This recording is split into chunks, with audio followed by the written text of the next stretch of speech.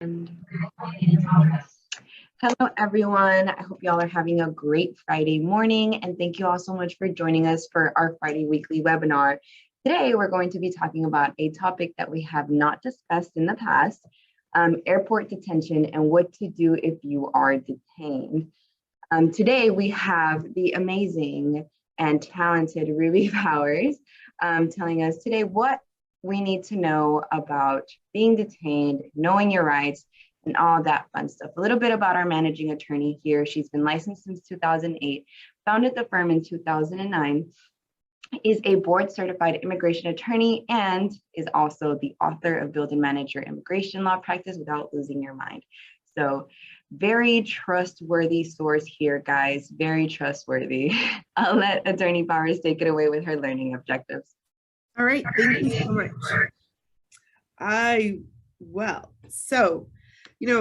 This is not a fun topic when you're living in this space. And honestly, I know stories because of all the consults and when we've helped clients. And so really, we're doing this program, which is the first of ever that we've done on this topic, because we want you, the borders were opened up this last month with the COVID restrictions reduced, now that travel restrictions, now that as long as you can show the COVID vaccine and you have valid visa, you're able to come in. Of course, that could be ever changing with different variants and things like that. But now more people are traveling and more of this is happening. And we've seen an uptick in consults where people are preparing to travel to the US and they want to make sure that they're going to be okay, or people are detained and need assistance. So we're going to talk about inspection at the airport, knowing your rights, why you could be detained, how to help yourself, signing documents, and what happens next. And then I'll tell little stories every once in a while. So inspection at the airport. Okay, so basically, this is generally what happens. People have a valid visa, ideally, right? Pretty much you're going to have to get on a plane and through immigration, wherever you're coming from, right? Or because a lot of them are penalized if they get somebody here to the country that has to return and pay that flight back to go back wherever they came from. So you have a valid visa, you got through immigration on where you're coming from, and you're on the plane. And most people, because we're talking about an airport, are flying from really far away. Mexico and Canada, not that far flights if you're flying, there are land borders.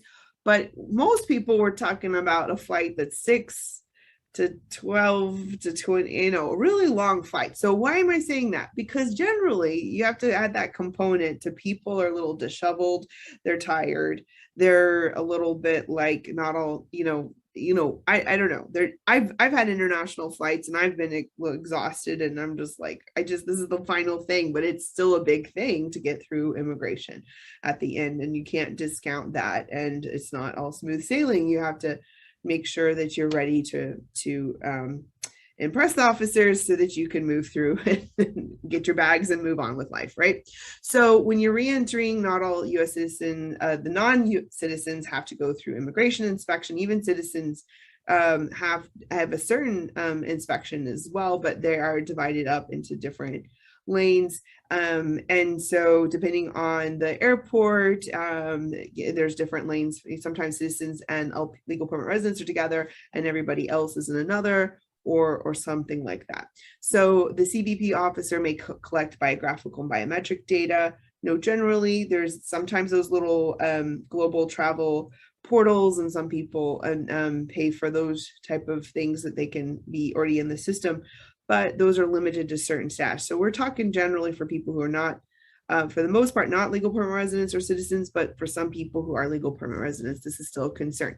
So they're checking your biographical data, they're running records, they're searching your bags. I've done airport tours before. When you go through and you're like, what's your name? What's the purpose of your visit? How long are you going to be here? They might say, where are you going to stay, or something like that. They're really screening you super fast, trying to make sure that you're going to do whatever your visa's intention is.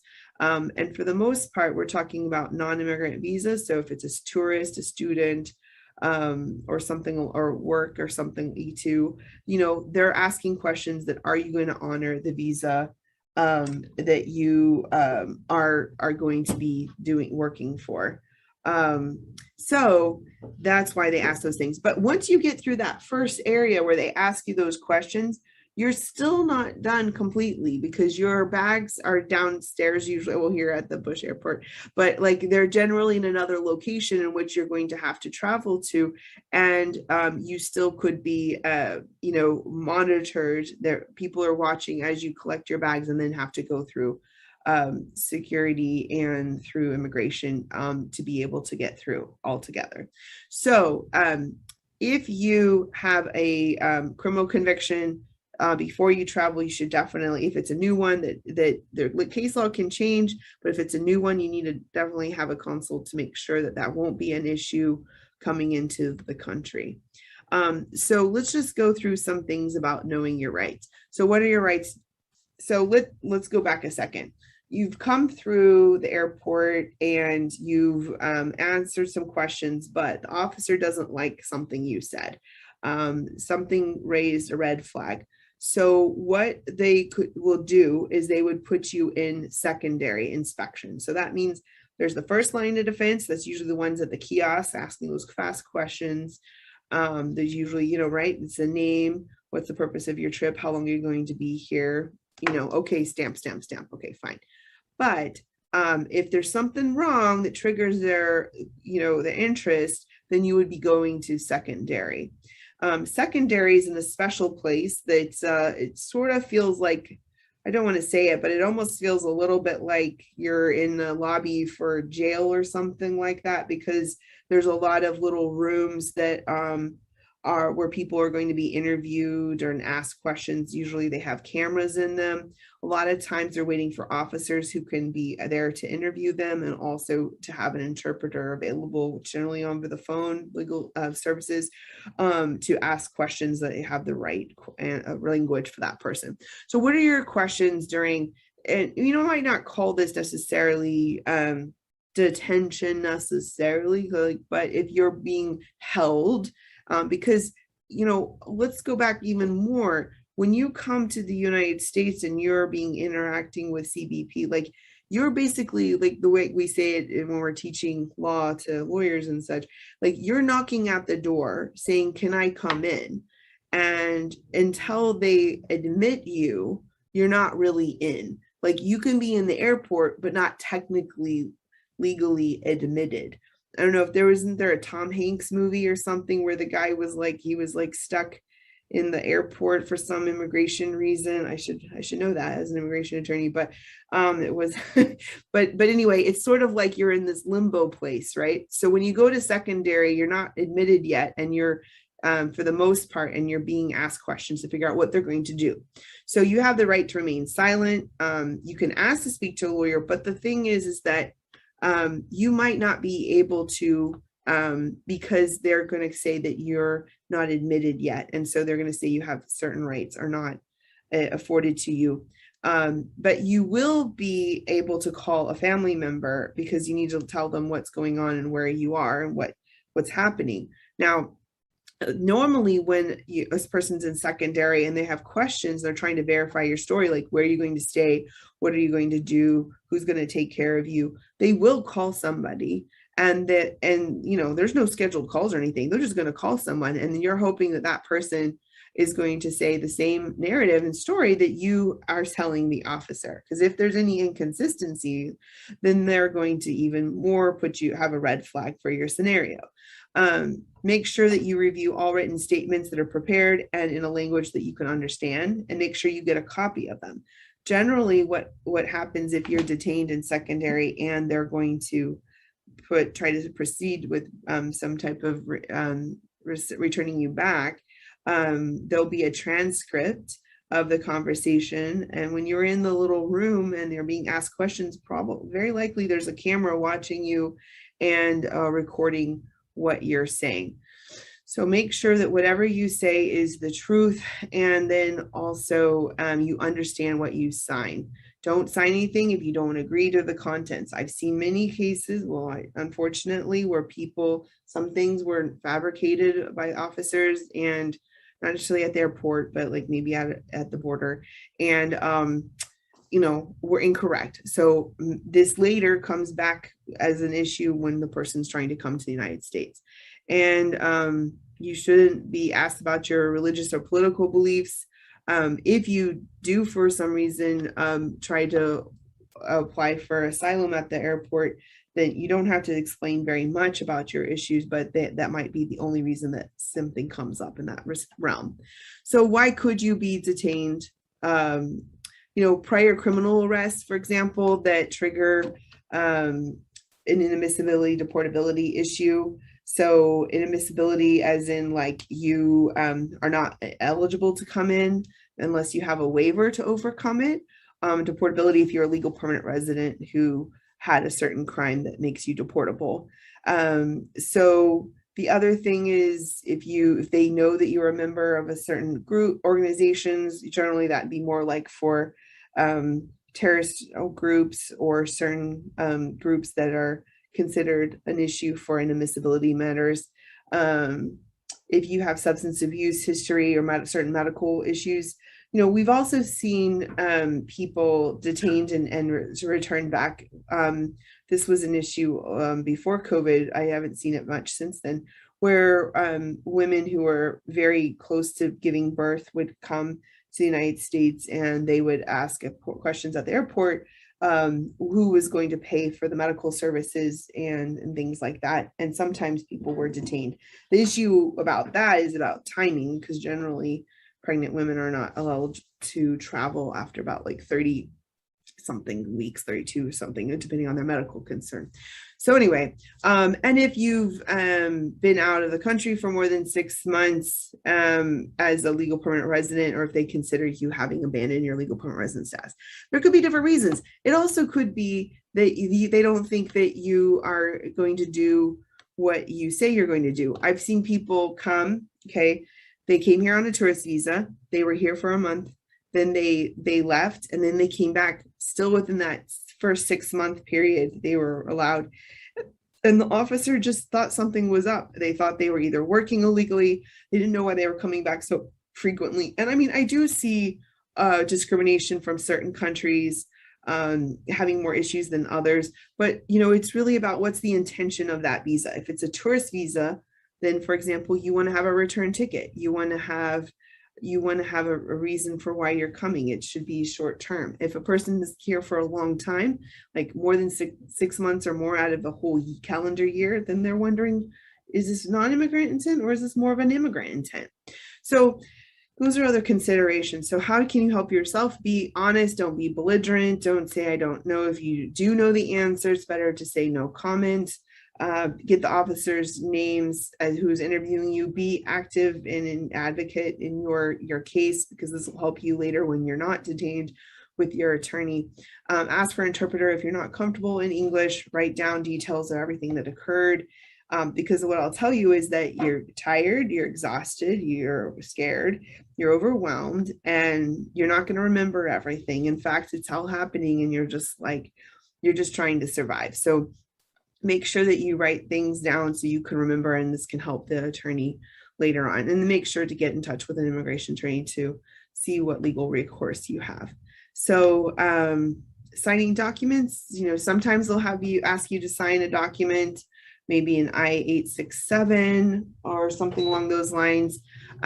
Usually when they put you in secondary and they put you in they ask you a series of questions, like what's the intent of your purpose of your visit, your name, your date of birth, who you're going to visit, how long you're going to visit, what are you going to do, did you ever work illegally? Like there's a lot of questions that they have, like their standard list. I mean, I've read a lot of these transcripts, and so anyway, these are things to be aware of. So don't sign anything if you don't understand. Now, what they could do is, if you came here on a tourist visa, and depending on whether they admitted you or not, they might say, do you want to withdraw your admission or your entry?